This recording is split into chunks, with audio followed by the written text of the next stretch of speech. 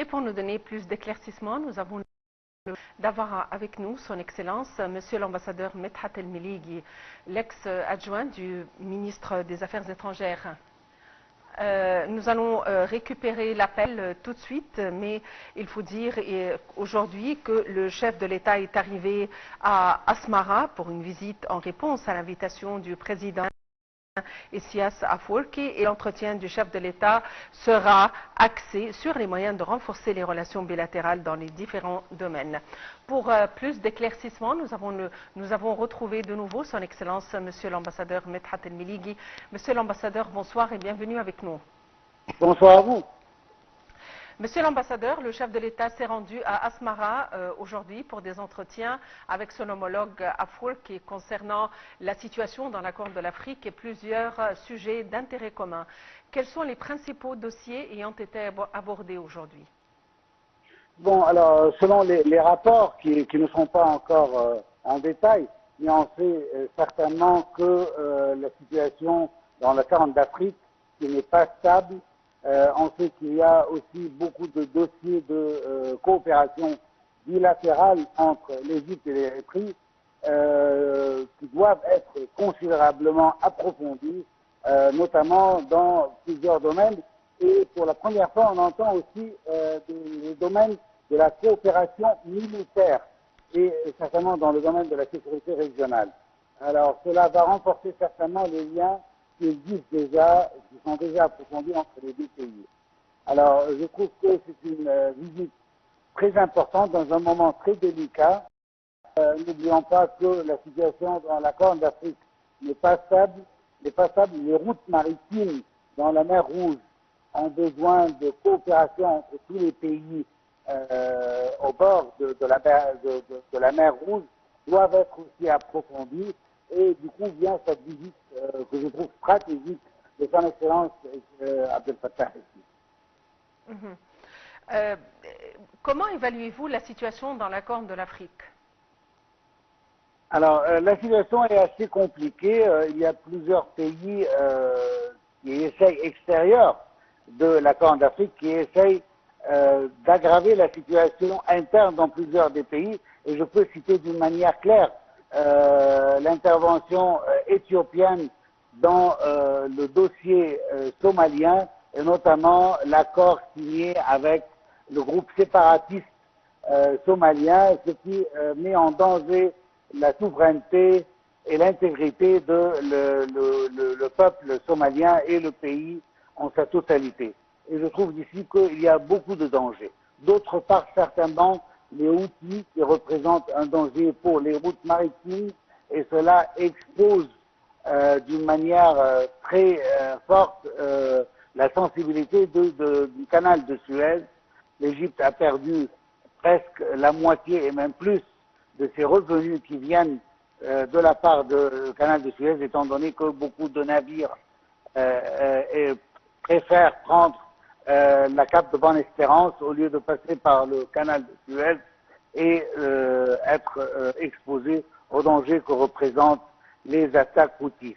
Alors, il y a ici plusieurs dossiers à être parlé. On a vu récemment des accords avec la Somalie, aussi on parle avec tous les autres pays. Aujourd'hui, il vient l'Érythrée et cela ne va pas s'arrêter. L'Égypte doit, étant donné sa position géopolitique et l'importance de la mer Rouge pour les voies maritimes internationales et le canal de Suez, alors l'Égypte prend l'initiative en main et essaye de mettre des règles stables pour la coopération entre tous les pays de cette région. Évidemment, la situation en mer Rouge et la voie maritime et les opérations qui ont été menées à l'encontre de plusieurs navires ayant affecté la navigation.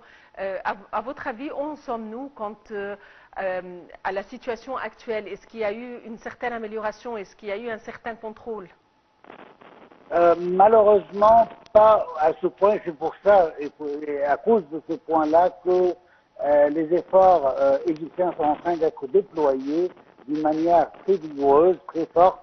C'est le président de la République lui-même qui se rend on est aujourd'hui pour voir comment est-ce qu'on peut avoir des relations plus approfondies avec ces pays amis et frères, et voir aussi comment est-ce qu'on peut ensemble sécuriser la navigation dans la mer Rouge. N'oublions pas que l'Érythrée est un des pays qui contrôle l'étroit de Bab el-Mandeb, qui est un étroit très important pour les voies maritimes internationales, et que l'Égypte doit organiser tout de sorte qu'il n'y ait pas de violation au droit international en ce qui concerne la liberté de naviguer dans ces routes. Alors, on parle d'une manière essentielle du maintien de la sécurité de ces eaux dans cette région qui est soumise à beaucoup de troubles en ce qui concerne la perpétration des forces et de l'influence peut-être éthiopienne dans ces régions-là d'un côté et des Houthis de l'autre côté. Du coup, cela rend la situation assez délicate. Eh bien, l'initiative éthiopienne de ne pas attendre l'évolution des situations d'une manière négative et d'intervenir au bon moment pour sécuriser les voies maritimes. L'Égypte considère évidemment la question où les confrères africains leur accordent une grande importance et les dossiers africains sont au cœur des priorités de l'Égypte, y compris nos relations avec nos confrères africains. Mais en essayant d'aborder la question érythréenne, nous nous rappelons que l'Égypte a accordé une grande importance à la question érythréenne depuis 1940 et le Caire a été déclaré siège principal du Front de libération érythréen en juillet 1960. On aimerait un petit peu nous rafraîchir la mémoire et nous arrêter un petit peu sur les prérogatives et les raisons pour lesquelles l'Égypte a été choisie siège de libération de l'Érythrée. L'Égypte a toujours été connue pour son soutien inconditionnel pour les mouvements de libération africaine depuis le temps du président Nasser et même avant, et que l'Égypte toujours essaie de soutenir ses frères et ses sœurs en Afrique pour obtenir leur indépendance.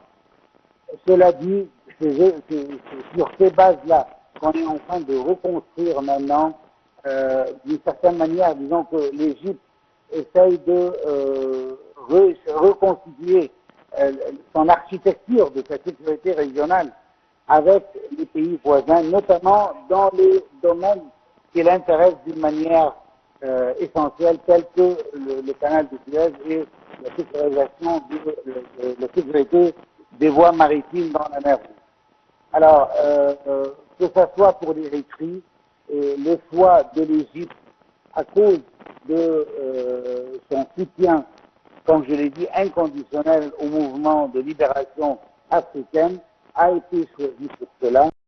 Parce qu'aujourd'hui, on peut bien se sur ces relations qui mettent depuis un bon moment pour les renforcer davantage, que ce soit sur le plan des relations bilatérales, comme je viens de le préciser au début, mais on est même arrivé à une coopération dans le domaine militaire ou autres, tels que le commerce et l'économie.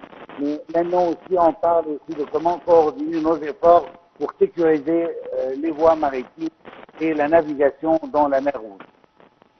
Excellence, Monsieur l'ambassadeur Medhat El-Melighi, du ministre des Affaires étrangères, merci pour votre attention. Nous sommes d'accord, nous sommes toujours avec vous pour davantage d'éclaircissements concernant nos relations avec l'Érythrée. À tout de suite.